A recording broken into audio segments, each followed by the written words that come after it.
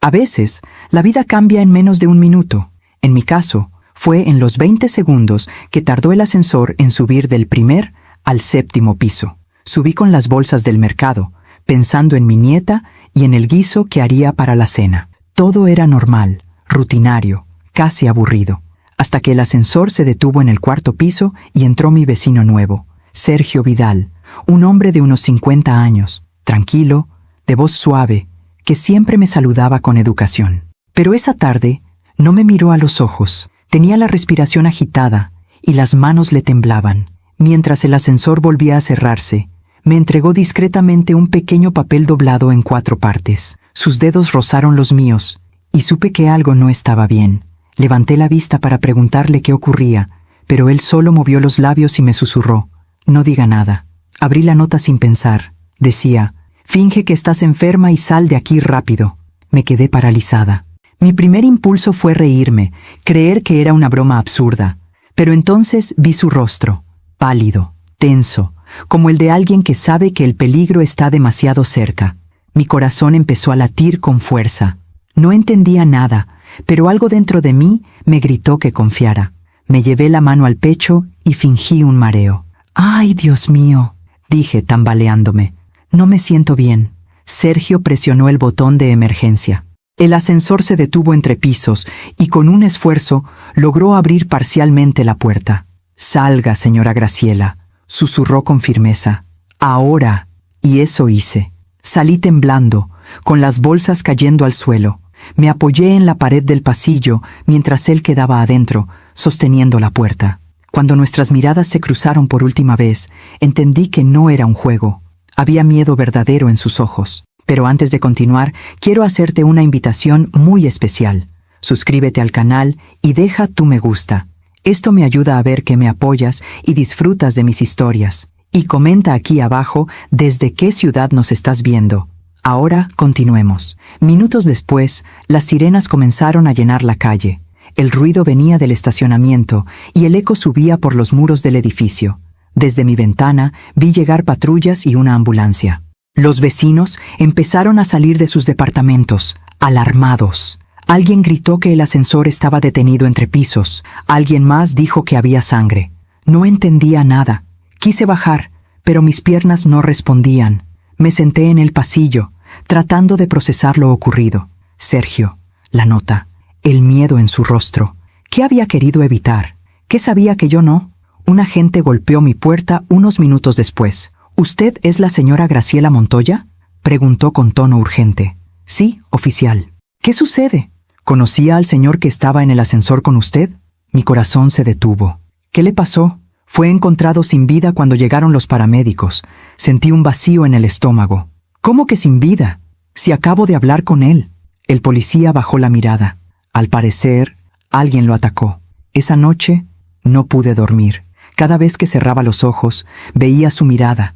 Pensaba en esa nota y en cómo, de no haberle hecho caso, habría sido yo quien quedara allí. Encendí la lámpara. Abrí la nota una y otra vez, como si las letras fueran a cambiar. El papel estaba manchado de sudor. En el reverso había algo escrito con tinta azul muy tenue.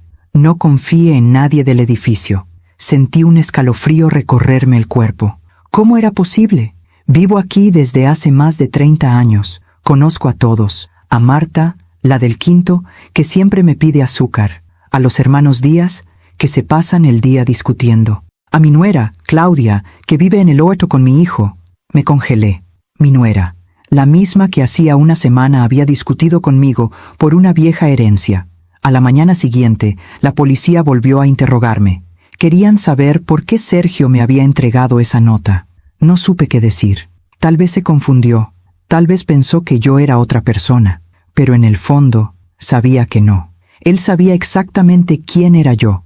Cuando el oficial se fue, me quedé sola en la sala. El ascensor seguía averiado y el silencio del edificio era insoportable. Tomé una decisión. No iba a quedarme esperando respuestas. Sergio había intentado salvarme por una razón. Y si esa razón tenía que ver con alguien dentro de estas paredes, entonces no iba a descansar hasta descubrir por qué alguien quería que yo no saliera viva de ese ascensor. Los días siguientes fueron una mezcla de silencio y susurros. El edificio entero parecía respirar distinto, como si las paredes retuvieran el eco de aquel crimen. Las puertas se cerraban más rápido, las cortinas se corrían con disimulo, y los ascensores, que antes eran el punto de encuentro entre vecinos, ahora se habían convertido en un lugar maldito. Cada vez que bajaba o subía por las escaleras, sentía las miradas clavadas en mi espalda. Algunos me saludaban con amabilidad fingida, otros simplemente apartaban la vista. Era como si todos supieran algo, menos yo. La policía había venido varias veces. Querían saber qué había pasado entre Sergio y yo. Les conté lo que recordaba, su mirada, la nota, el miedo. El agente principal, un hombre de rostro cansado, me escuchó con atención. ¿Y dice que no lo conocía?, preguntó.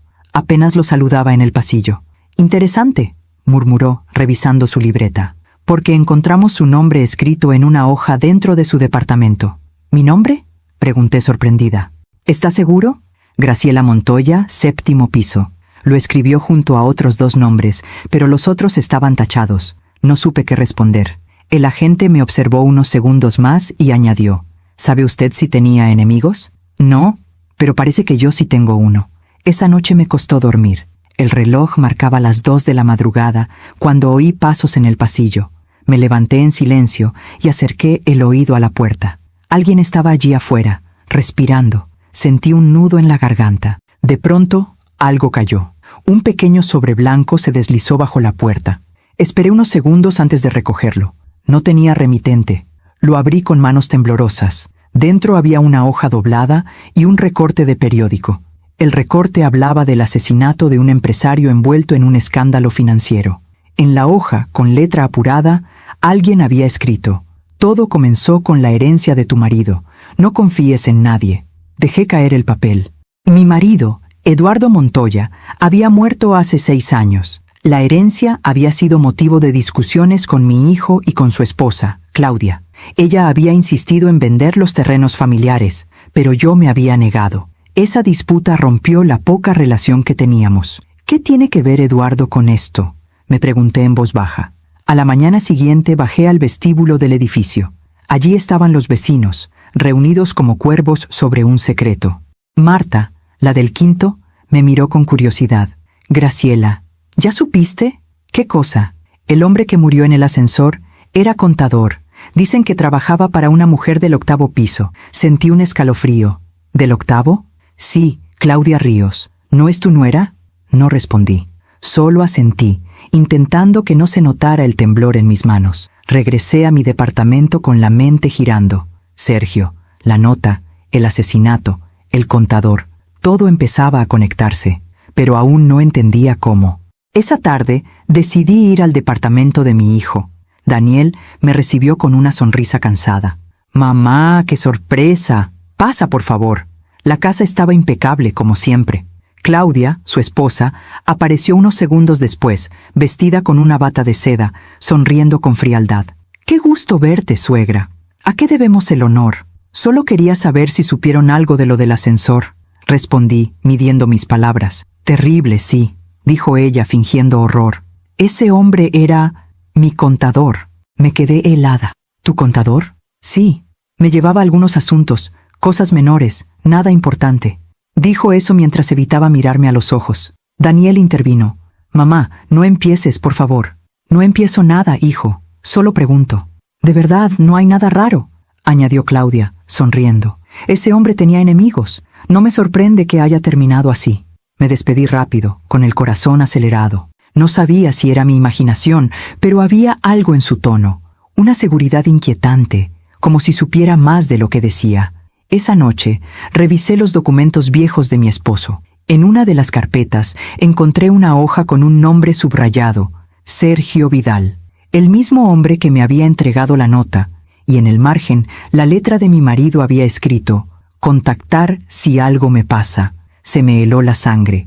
¿Sergio conocía a Eduardo? ¿Me estaba cuidando por encargo de mi propio esposo? ¿Y Claudia? ¿Qué papel jugaba en todo esto? A medianoche decidí salir al pasillo. No podía dormir. Al llegar al ascensor, vi algo que me heló la sangre. La puerta estaba abierta, aún con las manchas secas del día del crimen. En el suelo, una pequeña mancha de tinta azul. la misma tinta de la nota que Sergio me había entregado. Miré hacia arriba, hacia el piso 8, y por un instante juraría haber visto la sombra de una mujer observándome desde el pasillo superior. Una sombra alta, quieta, con una bata de seda idéntica a la de Claudia. Me retiré despacio, cerré la puerta de mi departamento y aseguré la cerradura. Me senté en la oscuridad sin poder dejar de pensar. La nota, el recorte, el nombre de mi esposo, la conexión con Sergio, todo apuntaba a una verdad que apenas empezaba a asomar. Y aunque el miedo me paralizaba, dentro de mí crecía otra cosa, una sospecha que dolía más que el terror. Porque si Sergio había sido mi protector, entonces la amenaza debía venir de alguien que yo amaba. Pasaron 3 días desde la última vez que dormí bien. Desde que supe que el nombre de Sergio Vidal estaba escrito en los papeles de mi difunto esposo, no podía apartar su rostro de mi mente. Esa mirada desesperada, esa nota escrita con tinta azul, esa advertencia que me salvó la vida, ya no era coincidencia. Era un mensaje que venía del pasado, de un pasado que alguien intentaba borrar. El edificio entero parecía mirarme distinto. En el ascensor, ahora reparado, nadie decía una palabra. Todos bajaban la vista, fingiendo que no sabían nada. Pero yo los observaba. A Marta, que cada día pasaba más tiempo espiando por la mirilla. A los hermanos Díaz, que se habían vuelto amables de repente, casi serviles. Y sobre todo, a Claudia, que cada vez que me cruzaba fingía cordialidad, pero no podía ocultar ese brillo nervioso en los ojos. Sabía algo, lo sentía. Decidí ir al cuarto de mantenimiento del edificio, donde estaban las cámaras de seguridad. Conocía al encargado, Luciano, un joven de 20 y tantos años, callado y servicial. Cuando le pedí que me mostrara las grabaciones del día del asesinato, dudó. «No sé si debería hacerlo, señora Graciela». «Mira, hijo», le dije con voz baja, «ese hombre me salvó la vida. Solo necesito entender por qué». Luciano asintió. Cerró la puerta, encendió la pantalla y comenzó a reproducir las imágenes. El video mostraba el pasillo del 4º piso. Sergio entraba al ascensor, luego yo, y después, nada. La grabación se detenía justo antes de que él me entregara la nota. «¿Ves?», dijo Luciano. «Hay un corte de 5 minutos. ¿Y quién puede acceder a esas grabaciones? Solo el administrador y, bueno, algunos propietarios, si lo piden con autorización». «¿Propietarios como quién?» «Por ejemplo, la señora Claudia Ríos». El corazón me dio un vuelco. ¿Mi nuera? Sí. Pidió acceso hace 2 semanas para revisar un supuesto robo en su departamento. No dije nada. Luciano siguió buscando entre los archivos y encontró algo más. «Mire esto», dijo, ampliando la imagen. En el pasillo del 8º piso, apenas 1 hora antes del crimen, se veía a Claudia entrando al edificio con un bolso grande de color negro. 10 minutos después, salía corriendo. «¿Podrías hacerme una copia de esto?», le pedí. «Por supuesto. Pero tenga cuidado, señora. No todos en este edificio son lo que parecen». Esa tarde regresé a casa con la memoria USB en el bolsillo. La miraba como si fuera una bomba de tiempo, la prueba de que algo terrible había estado frente a mí sin que lo viera. Encendí la computadora y revisé la grabación una y otra vez. Ahí estaba Claudia, su andar apresurado, su rostro oculto tras unas gafas oscuras, el bolso presionado contra su cuerpo. Y algo más. Cuando salía del edificio, miraba hacia arriba, hacia mi ventana. El miedo se mezclaba con la ira. Si Sergio estaba conectado con mi esposo y Claudia había estado en el edificio ese día, entonces no había sido un asesinato al azar. Había sido una advertencia fallida. Y yo había sido el blanco original. Decidí guardar las pruebas en un sobre sellado, junto con la nota que Sergio me había dado. Las escondí en el doble fondo de un cajón. Pero esa noche, alguien entró en mi departamento. El ruido me despertó cerca de las 2 de la mañana. Era un sonido leve, casi imperceptible, el crujir del parquet en la sala. Me levanté sin encender la luz, descalza, con el corazón latiendo a 1000. Desde la penumbra, vi una sombra moverse cerca del escritorio. No podía distinguir quién era, pero vi su silueta, delgada, femenina, y en su mano brillaba algo metálico, una llave. Me escondí detrás de la puerta y esperé. La sombra abrió el cajón, rebuscó con torpeza y luego salió apresuradamente. Cuando me atreví a mirar, el sobre había desaparecido. Salí al pasillo, pero ya no había nadie, solo el olor de un perfume caro. el mismo que Claudia usaba desde que se casó con mi hijo. A la mañana siguiente, la llamé. «Claudia, necesito hablar contigo», le dije con calma. «¿Ahora? Estoy ocupada. Será rápido. Es sobre Sergio». Hubo un silencio al otro lado del teléfono. «¿Qué tiene que ver conmigo ese hombre?», preguntó con voz tensa. «Tú dime», cortó la llamada. Esa noche, el miedo se convirtió en determinación. Si alguien había robado las pruebas, significaba que tenía razón. Significaba que alguien temía lo que yo sabía. Y esa persona no solo quería borrar huellas, quería borrar mi voz. Volví a llamar a Luciano. «Necesito que copies todo el sistema completo, las grabaciones de las últimas 3 semanas», le pedí. «¿Qué está pasando, señora?». «Lo mismo que pasa cuando la verdad empieza a salir a la luz. El miedo cambia de dueño». A las pocas horas, recibí un mensaje anónimo en mi celular. «No busque más. Su curiosidad la va a matar, igual que a Sergio». El número era desconocido. Miré la pantalla con las manos temblando. Sentí como una corriente helada me recorría el cuerpo. Borré el mensaje y apagué el teléfono. Me quedé mirando por la ventana, hacia el piso 8, donde la luz del departamento de Claudia seguía encendida. Detrás de esa ventana, sabía que alguien me observaba también. Alguien que ya no temía ensuciarse las manos. Y esa noche lo decidí. Si querían silenciarme, iban a tener que escucharme gritar primero. La verdad no llega de golpe. Se filtra, lenta, como el agua por una grieta, hasta que finalmente lo empapa todo. Y cuando ya es demasiado tarde para detenerla, te das cuenta de que aquello que creías tu vida era, en realidad, un escenario donde otros movían los hilos. Después del mensaje anónimo, supe que no podía confiar en nadie. Claudia no contestó mis llamadas. Daniel, mi hijo, seguía sin sospechar nada. Y Sergio seguía muerto. Pero en cada rincón de esta casa, algo me decía que su historia aún no había terminado. Esa mañana fui a la biblioteca de mi esposo. Desde su muerte, no había vuelto a entrar allí.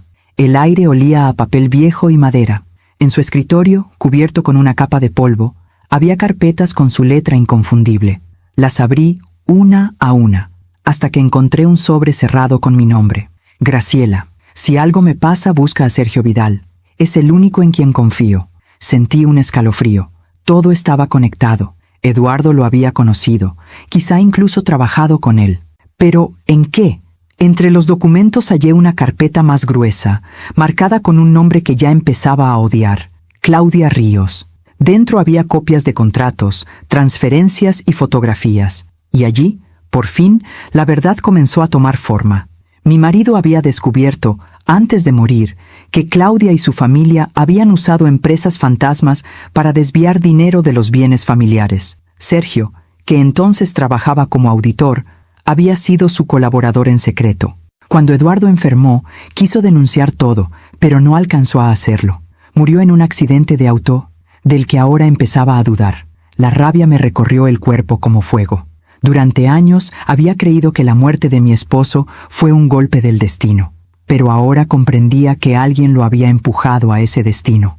Claudia, la mujer que se casó con mi hijo por conveniencia, la que sonreía mientras me robaba, la que tal vez mató a mi esposo y luego quiso deshacerse de mí. Me temblaban las manos. Por un momento el odio me nubló la vista, pero respiré hondo. Si algo aprendí en la vida es que la furia sin inteligencia es un arma que se dispara sola, y yo no iba a cometer ese error. Llamé a Luciano.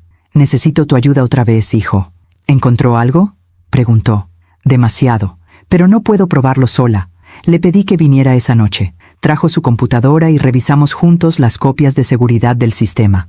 «Mire esto», dijo ampliando una de las grabaciones. La noche anterior al asesinato, alguien entró a la oficina del administrador. «¿Puedes acercar más?». Luciano ajustó la imagen. El rostro de Claudia apareció nítido, iluminado por la pantalla del computador. Sacaba un USB y lo reemplazaba por otro idéntico. «Está alterando las grabaciones», susurró él. «Y no solo eso», dije. «Está borrando su propio rastro». Pasé el resto de la noche sentada en la sala, con las luces apagadas, mirando la ventana iluminada del 8º piso. Claudia todavía no sabía que yo tenía las pruebas que necesitaba, y eso me daba una pequeña ventaja. El problema era Daniel. Mi hijo seguía defendiéndola ciegamente. A la mañana siguiente lo cité para hablar. «Hijo, Necesito que me escuches sin interrumpirme. Mamá, otra vez con eso. Daniel, dije con firmeza, tu padre no murió en un accidente. Lo vi palidecer. ¿Qué estás diciendo? Tengo pruebas, documentos. Tu esposa estaba involucrada en un fraude, y el hombre que murió en el ascensor era parte de esa trama. Basta, mamá, gritó, levantándose.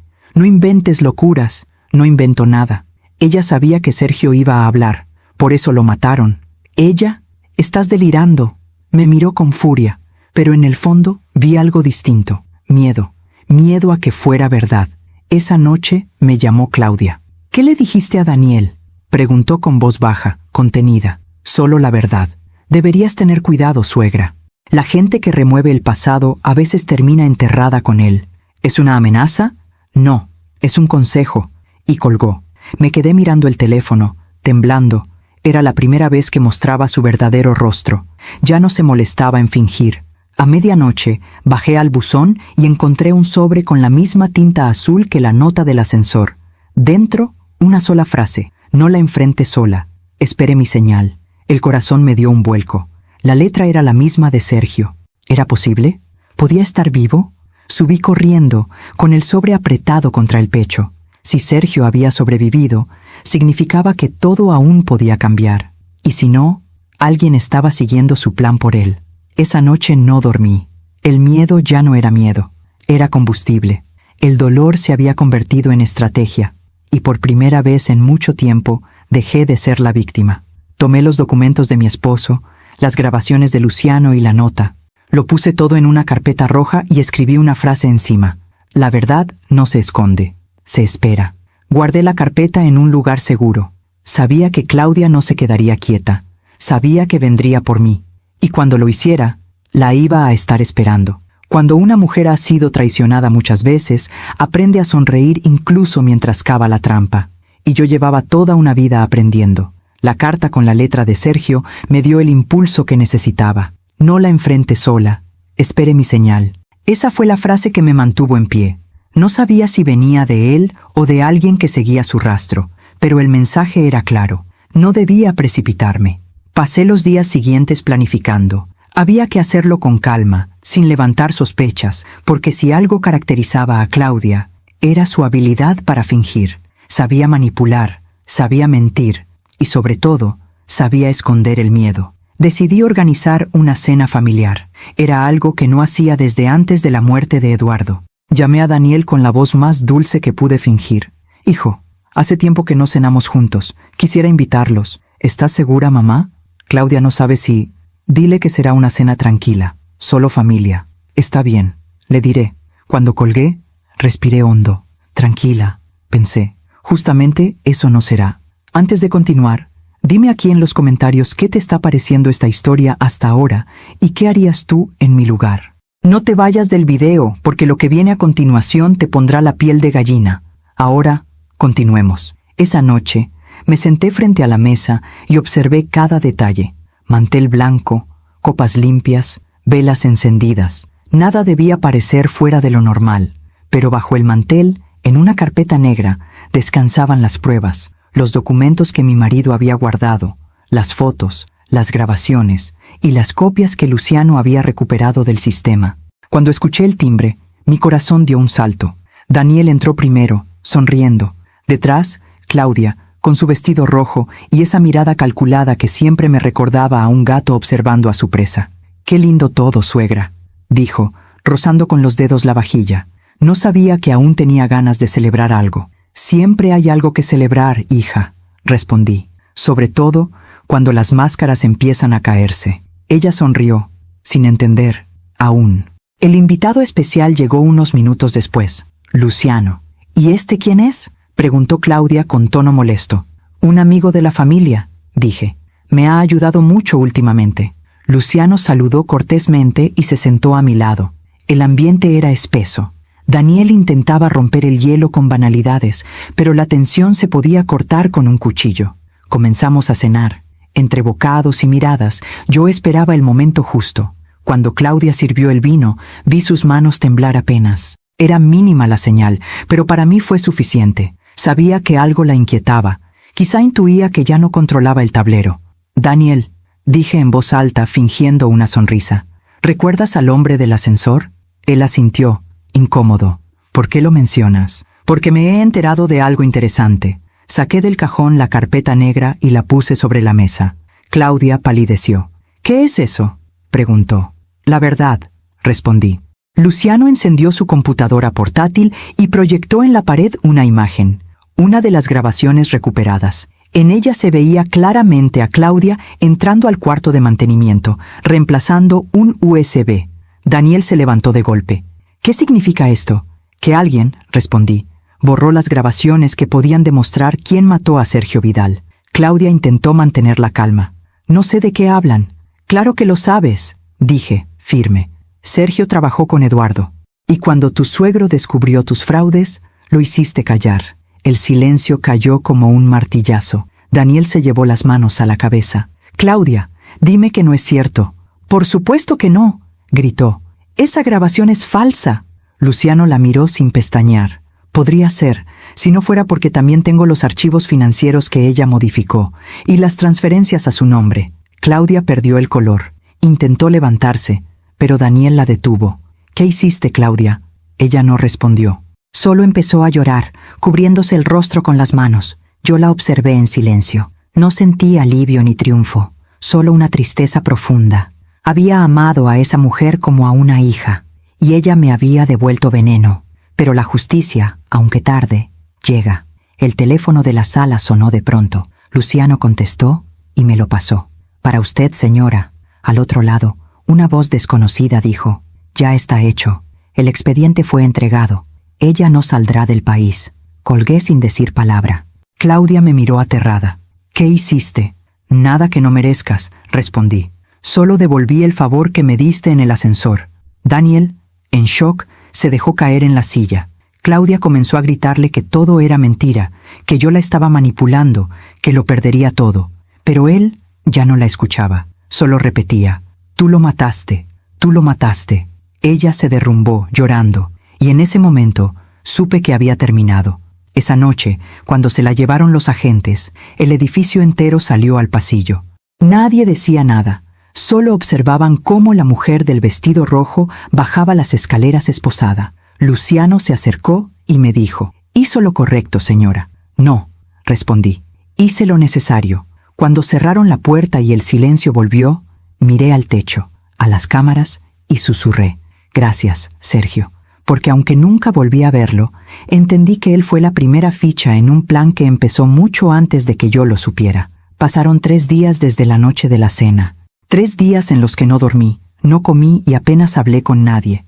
El edificio, antes lleno de murmullos, ahora parecía respirar en silencio. Nadie mencionaba el nombre de Claudia. Nadie se atrevía. Pero su sombra seguía allí, flotando en el aire como un perfume que no se va. Daniel no volvió a casa. Lo entendía. Necesitaba tiempo para digerir que la mujer con la que compartió una década había sido capaz de tanto. Y yo, aunque no lo decía en voz alta, también necesitaba asimilar que la persona que más daño me había hecho seguía viva y quería verme. La llamada llegó una tarde, cuando el cielo se pintaba de gris. ¿La señora Graciela Montoya?, preguntó una voz firme al otro lado. Sí, la interna Claudia Ríos solicita verla. Está bajo custodia preventiva. ¿Verme? ¿Para qué? Dice que tiene algo que confesarle. Por un momento pensé en negarme.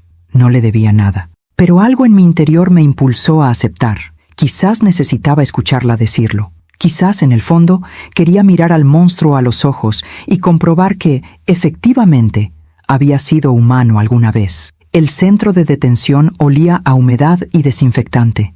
El eco de las puertas metálicas se mezclaba con el murmullo lejano de las custodias. Cuando me guiaron hasta la sala de visitas, la vi detrás del vidrio, pálida, despeinada, sin maquillaje. Su mirada, antes altiva, ahora era un pozo vacío. Por un segundo sentí lástima, solo un segundo. «Gracias por venir», dijo, tomando el teléfono. «No vine por ti, Claudia», respondí. «Vine por la verdad». Ella bajó la mirada y respiró hondo.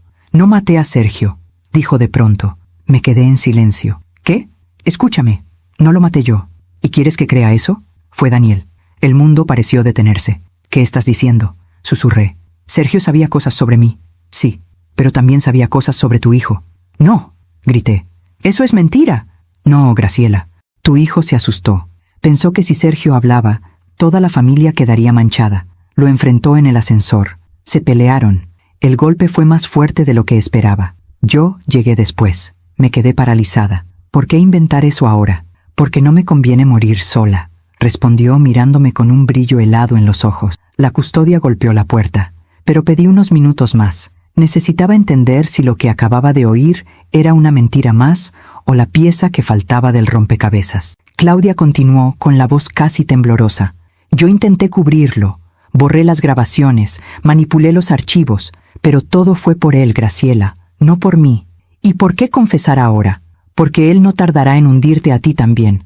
Lo conozco, es débil, no soportará la culpa. Me quedé mirando su rostro.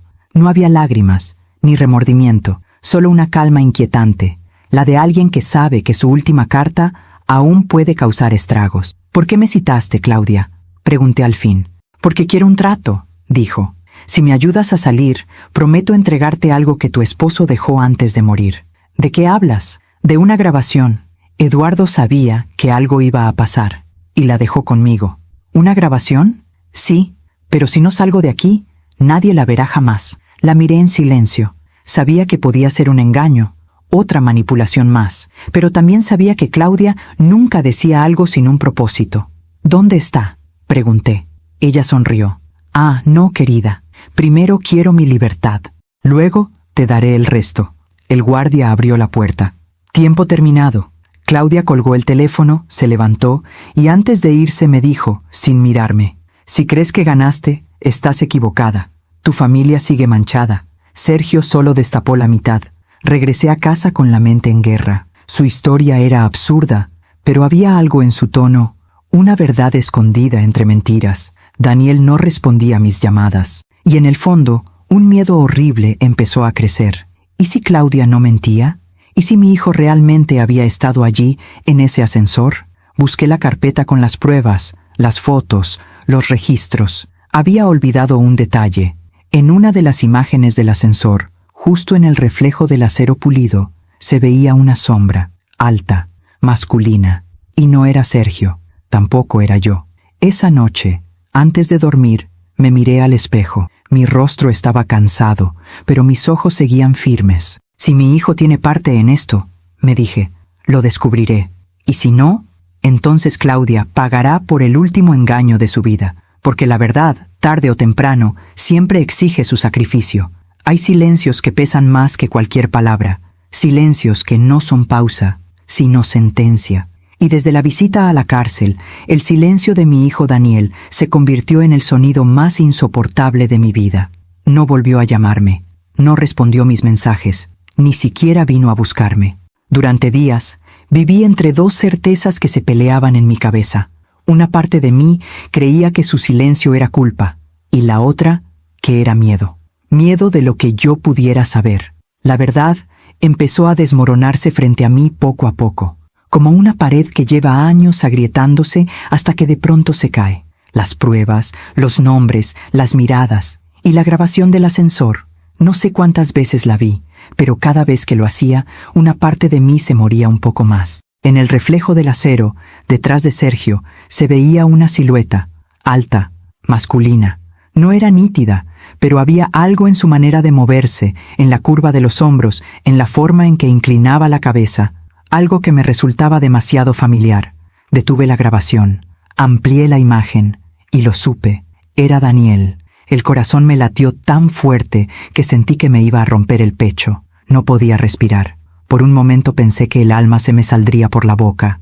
Claudia no había mentido. Al menos, no del todo. Esa noche, la casa se sentía más fría que nunca. Me quedé despierta en la sala, con las luces apagadas, mirando la lluvia golpear los vidrios. Cada gota que caía me recordaba una mentira, una traición, una palabra que preferí no escuchar cuando todavía podía hacerlo. Cuando Daniel era niño, siempre venía a mi cama cuando tenía pesadillas. Se acurrucaba a mi lado y me decía: «Mamá, no dejes que me lleve el hombre de los ojos oscuros». Y yo le acariciaba el cabello y le susurraba: «Mientras yo respire, nadie te hará daño». Esa noche me di cuenta de que yo no había podido cumplir esa promesa. No lo protegí del mundo. Y, peor aún, No lo protegí de sí mismo. Cerca del amanecer sonó el timbre. Me sobresalté. Fui hasta la puerta con el corazón desbocado. Cuando la abrí, Daniel estaba ahí, despeinado, ojeroso, con la mirada perdida. Parecía no haber dormido en días. «Mamá», dijo con un hilo de voz, «necesito hablar contigo». Por un instante, quise cerrarle la puerta, no porque no quisiera verlo, sino porque no sabía si tenía la fuerza para escucharlo. Pero al final, el amor puede más que la rabia. «Pasa», susurré. Se sentó en el sofá, con las manos entrelazadas. Ninguno de los dos habló durante varios minutos. Solo se escuchaba el tic-tac del reloj, marcando la distancia entre lo que fuimos y lo que ya no seríamos. «Claudia te dijo algo, ¿verdad?», preguntó al fin. «Sí, y quiero escucharlo de ti». Guardó silencio. Respiró hondo. Me miró con los ojos enrojecidos. «Fue un accidente». Esa frase, tan corta, me destruyó. Me hundí en la silla. Quise creer que lo había oído mal, pero no. Daniel se llevó las manos al rostro. «Sergio vino a buscarme», dijo entre sollozos. Me dijo que tenía pruebas, que iba a revelar todo lo que Claudia estaba haciendo, que si no cooperaba, iba a arruinar mi carrera, mi nombre, todo. «¿Y tú qué hiciste?» Fui a enfrentarlo. Contó que lo esperó en el ascensor, que discutieron, que Sergio le dijo que tenía información que podía hundirnos a todos. Yo estaba furioso, mamá. No sabía qué hacer. «¿Y entonces?», pregunté, apenas conteniendo las lágrimas. Me empujó, y yo lo empujé también. Se golpeó la cabeza. Cayó. No se movía. La voz se le quebró. Yo lo escuchaba, paralizada, como si no fuera mi hijo quien hablaba, como si de pronto estuviera frente a un desconocido. Llamé a Claudia. Continuó. Ella vino enseguida. Me gritó, me dijo que me calmara, que ella se encargaría. ¿Y qué hizo? Me hizo salir del lugar. Dijo que se ocuparía de todo, que nadie debía saberlo. Cerré los ojos. Recordé la sangre en el suelo del ascensor, la nota de Sergio, el miedo en su mirada, el reflejo metálico, la sombra detrás. Todo encajaba. «¿Y por qué no me lo dijiste antes?», pregunté, con la voz temblorosa. «Porque tenía miedo, mamá, miedo de perderte». «Ya me perdiste, hijo». Las palabras salieron sin pensarlas, y me dolieron tanto como a él. Daniel se desplomó en el sofá, llorando. Yo lo miraba, sin saber si abrazarlo o gritarle. Tenía enfrente al niño que alguna vez fue mi orgullo, mi razón de vivir, y al mismo tiempo, al hombre que había destruido lo poco que me quedaba de fe. El amanecer empezó a teñir la sala de un color triste. Nos quedamos en silencio largo rato. Solo el sonido de su llanto llenaba el aire. Finalmente, dijo algo que me desarmó. «No sé si Dios podrá perdonarme, pero quiero que tú lo hagas». Me quedé mirándolo. Él esperaba una respuesta, pero no se la di enseguida. El perdón, qué palabra tan grande. Fácil de decir cuando no se ha perdido nada, pero cuando se ha perdido todo, pesa como una piedra en el pecho. «No puedo prometerte eso», le dije, «pero puedo intentarlo». Se levantó y me abrazó. Sentí su cuerpo temblar contra el mío, como cuando era pequeño y tenía fiebre. Por un instante volví a ser su madre, solo su madre, sin juicios, sin rabia, sin miedo. Pero en algún rincón de mi alma, una voz susurraba que el amor no debía cegarme otra vez, porque si lo amaba de verdad, debía dejarlo enfrentar lo que hizo. Nos separamos en silencio. «Claudia te manipuló», le dije, «pero eso no te absuelve». «Lo sé», susurró, «y por eso voy a entregarme». «¿Qué? Ya hablé con un abogado. Quiero confesar. No puedo seguir viviendo con esto». Me temblaron las piernas. «No lo hagas. Tengo que hacerlo, mamá. Tú me enseñaste que los errores no se esconden, se enfrentan. No así. No hay otra forma». Sus ojos estaban llenos de lágrimas, pero también de una paz que no había visto en años, y entendí que ya no podía detenerlo. Esa noche, después de que se fue, la casa volvió a quedar en silencio. Un silencio nuevo, distinto. No era el de la culpa ni el de la tristeza. Era el silencio previo al juicio final. Me senté frente al retrato de Eduardo, mi esposo. Le hablé en voz baja, como si pudiera escucharme. «Viejo, él va a entregarse. Dice que quiere hacerlo por dignidad». En la penumbra, el rostro de Eduardo parecía mirarme con una mezcla de compasión y serenidad. Cerré los ojos y por un instante sentí su voz. «No destruyas a tu hijo, Graciela. Déjalo que se salve por su propia culpa. Lloré, lloré con toda el alma, porque entendí que el amor de una madre no se mide por cuánto protege, sino por cuánto deja ir. A la mañana siguiente el teléfono sonó. Era el agente del caso. Señora Montoya, encontramos algo que debería escuchar. Me presenté en la comisaría. En una pequeña sala me mostraron una grabación recuperada del archivo de Claudia. Cuando la reprodujeron, la voz de Eduardo llenó la habitación. Si estás escuchando esto, Graciela, es porque todo salió mal. Claudia no es lo que aparenta. Pero si algo me pasa, no busques venganza. Cuida a Daniel. Él no es malo. Está ciego. No permitas que el odio lo hunda más de lo que ya está. Si alguna vez te toca elegir entre la verdad y tu hijo, elige salvar su alma. Me tapé la boca para no gritar. Las lágrimas me nublaron la vista. Eduardo había sabido. Había visto venir la tormenta y aún así intentó salvarnos a todos. Regresé a casa con el alma hecha pedazos. En la puerta me esperaba Daniel, sus ojos hinchados, la mirada resignada. «Ya lo decidí, mamá», dijo. «Voy a entregarme». «No, sí, no puedo seguir huyendo. No quiero que mi vida sea una mentira más». Nos abrazamos en silencio. Sentí su corazón golpear contra el mío, desesperado, y supe que no había marcha atrás. «Hagas lo que hagas», le dije al oído. «Hazlo con dignidad». Se apartó, me besó la frente y se fue. Lo vi caminar por el pasillo sin volver la vista atrás. Y en ese instante entendí que a veces el amor más puro consiste en dejar que los hijos paguen por sus propios errores. Esa noche, la lluvia volvió. El sonido del agua contra los vidrios era como una melodía triste, pero serena. Encendí una vela y me senté frente al retrato de Eduardo. «Lo cuidé, viejo», le dije, «como me pediste, pero también lo dejé ir». La llama titiló suavemente, como si me respondiera, y entonces lo comprendí todo. La redención no siempre viene con gloria ni con absolución. A veces llega en silencio, en forma de entrega, en la aceptación de que nadie escapa de su propia sombra. Me levanté, abrí la ventana y dejé que entrara el aire fresco de la madrugada. Respiré profundo.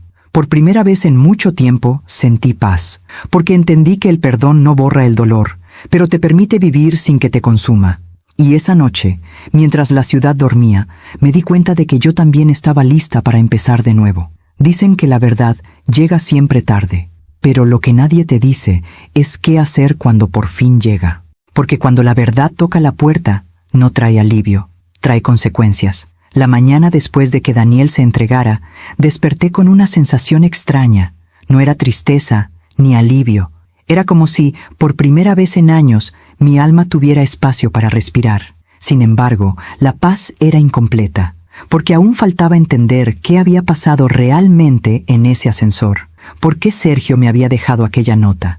¿Y por qué, incluso después de muerto, seguía sintiendo que él me protegía? Esa tarde, mientras ordenaba el escritorio de Eduardo, encontré un pequeño llavero de metal con el nombre Vidal grabado en el reverso.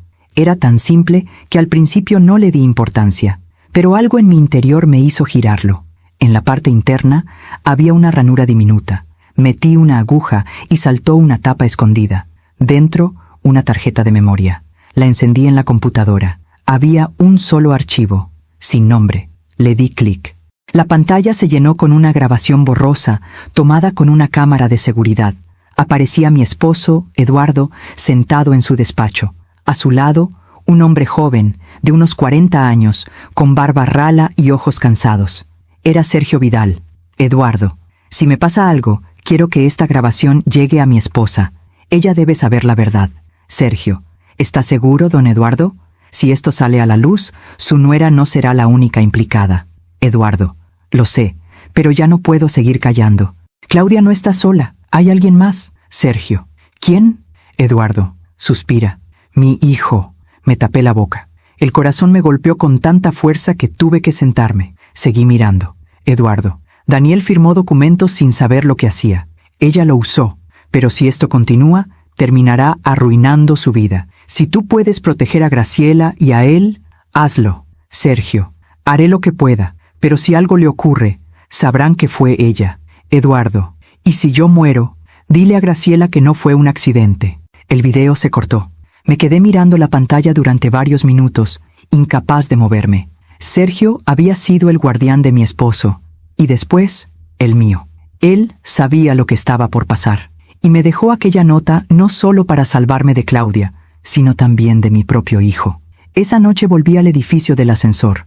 Necesitaba mirar ese lugar una última vez. El administrador me permitió pasar, aunque ya lo habían sellado. El pasillo estaba vacío. Las luces parpadeaban con un zumbido suave.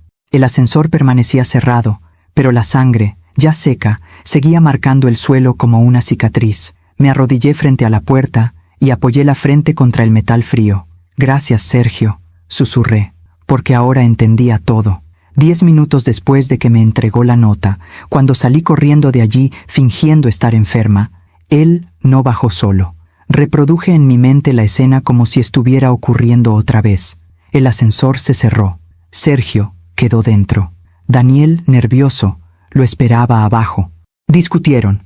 Sergio trató de protegerme y de advertirle. Daniel, cegado por el miedo, lo empujó. Sergio cayó. Y cuando Claudia llegó, ya era tarde. Ella aprovechó la tragedia para borrar pruebas, manipular grabaciones, eliminar rastros. Y durante todo ese tiempo, yo, ciega por la rabia, la odié sin saber que en el fondo, ella solo había encubierto el pecado de mi propio hijo. El día siguiente, amaneció con un cielo gris. Recibí una llamada del fiscal. «Señora Montoya, su hijo confesó parcialmente. Dijo que fue un accidente, que no hubo intención. ¿Y qué pasará con él? El juez lo decidirá. Pero sus declaraciones ayudaron a esclarecer la red de corrupción. Gracias a usted, el caso se cerrará con justicia». Colgué el teléfono sin decir nada. Justicia. Qué palabra tan vacía cuando ya se ha perdido todo. Las semanas siguientes fueron un desfile de periodistas, abogados y vecinos curiosos. El edificio se llenó de rumores. Algunos decían que había una maldición.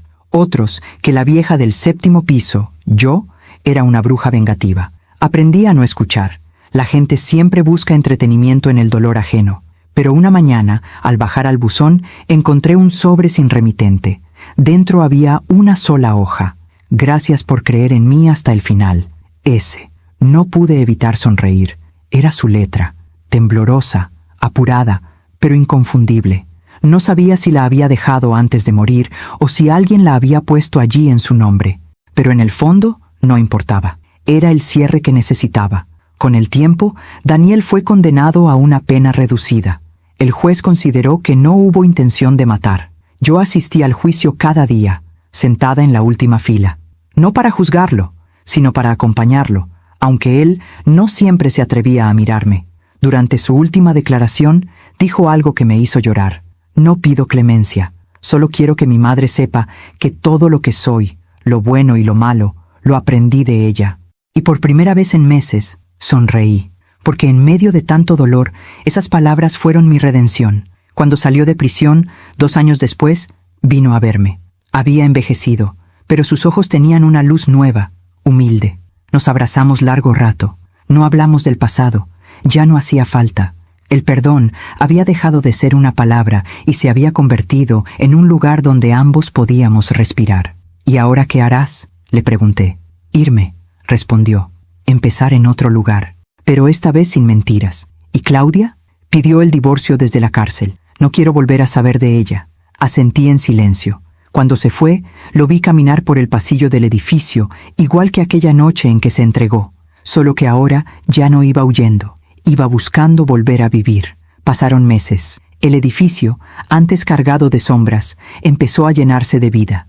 Nuevos vecinos, niños riendo en los pasillos, flores en las ventanas. Yo también empecé a salir más. Volví a la jardinería, a leer en el parque, a mirar los atardeceres sin sentir culpa. Una tarde, mientras podaba mis rosales, se me acercó una mujer joven.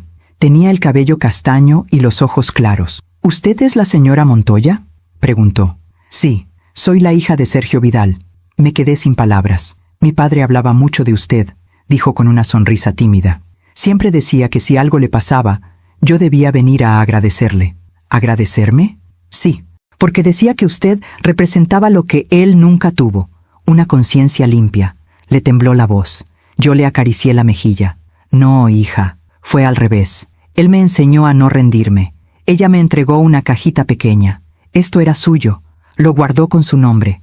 Dentro había un colgante de plata con una inscripción: 10 minutos pueden cambiar una vida. Y entonces lo entendí todo. Sergio había sabido que esos 10 minutos, entre que me entregó la nota y su muerte, serían el punto de quiebre de mi historia. 10 minutos para salir del ascensor, salvarme y empezar a descubrirlo todo. Esa noche encendí una vela por él, y por Eduardo, y por todos los silencios que habían terminado en gritos. Me senté frente a la ventana, mirando las luces de la ciudad, y pensé en lo que habíamos vivido. En cómo la vida puede torcerse con una sola decisión, en cómo el amor y la culpa pueden confundirse, y en cómo, a pesar de todo, siempre existe una forma de redimirse. A veces me preguntan si me arrepiento de haber destapado toda esta historia. Les digo que no, porque la verdad duele, sí, pero la mentira envenena lento. Y prefiero una herida limpia que una vida podrida de secretos. Mi hijo ahora vive lejos, me llama cada semana. Tiene una voz distinta, más tranquila, más serena. A veces me envía cartas, siempre firmadas igual: tu hijo, el que aprendió a decir la verdad. Y cada vez que las leo, siento que, de algún modo, también Eduardo y Sergio descansan en paz. Hoy, mientras escribo estas últimas líneas, el sol entra por la ventana. El ascensor del edificio vuelve a funcionar. Ya nadie le teme. A veces escucho a los niños jugar cerca de él, reír sin saber todo lo que ese lugar ocultó alguna vez. Yo los miro desde mi balcón, con una taza de té caliente en las manos, y pienso que quizás la vida sea eso, un ascensor que sube y baja, llevándonos por momentos que creemos eternos, hasta que alguien nos deja una nota que cambia el rumbo. Sonrío, cierro los ojos y susurro: gracias, Sergio. Gracias, Eduardo. Gracias, vida. Porque 10 minutos después, entendí que no se trata de cuánto dolor podamos soportar, sino de cuánto amor somos capaces de conservar después de perderlo todo. Dicen que cuando una mujer llega a cierta edad, ya no teme a nada. No es verdad. Solo aprende a temer de otra forma. Ya no teme al dolor ni a la soledad. Teme a olvidar quién fue. Yo, Graciela Montoya, pasé por la oscuridad más profunda que una madre puede imaginar. Vi morir a un hombre bueno. Descubrí la traición en mi propia casa. Y entendí que el amor, ese que creemos eterno, también puede volverse un arma si se usa mal. Durante años pensé que la vida me había quitado demasiado, pero ahora sé que en realidad me estaba devolviendo lo esencial: la verdad, aunque duela, la libertad, aunque tarde, y la paz, aunque llegue en silencio. El perdón no significa olvidar, significa recordar sin que el recuerdo te destruya. Y cuando logras eso, cuando puedes mirar atrás sin rencor, entonces, por fin, la vida te devuelve la sonrisa. A veces me despierto en la madrugada y me quedo mirando la ventana. El edificio duerme. Las luces del ascensor parpadean suavemente y pienso que, en algún lugar, Sergio y Eduardo siguen velando por mí. Quizá también sonríen, sabiendo que su sacrificio no fue en vano. Mi hijo, Daniel, ahora vive lejos. Nos escribimos cartas cada semana. No hay reproches, solo palabras simples, humanas, sinceras, porque aprendimos, los dos, que la verdad, por cruel que sea, une más que cualquier mentira bien dicha. Y si algo puedo dejarte hoy, a ti que estás escuchando mi historia, es esta enseñanza: no dejes que el miedo te haga callar, no permitas que la culpa de otros te robe la voz, y sobre todo, no confundas amor con obediencia. El amor verdadero nunca te obliga a renunciar a ti misma. A veces basta una nota, un gesto o un simple «finge que estás enferma» para cambiar el rumbo de toda una vida. Y aunque el pasado no se puede reescribir, sí se puede aprender a contarlo sin lágrimas. Y ahora, antes de despedirme, quiero hacerte una invitación muy especial. Suscríbete al canal si aún no lo has hecho, y deja tu me gusta si esta historia tocó tu corazón. Eso me ayuda a ver que me acompañas, que me escuchas, y que no camino sola en este viaje de memorias y cicatrices. Y por favor, comenta aquí abajo desde qué ciudad nos estás viendo. Me encantará leerte, saber desde dónde llega tu voz, porque cada historia, cada comentario, es una prueba de que todavía hay personas que sienten, que lloran, y que creen en la fuerza de la verdad. Soy Graciela Montoya, y esta fue mi historia, una historia de dolor, redención y amor verdadero. Gracias por escucharme. Gracias por quedarte hasta el final. Y recuerda, la verdad puede tardar, pero siempre llega.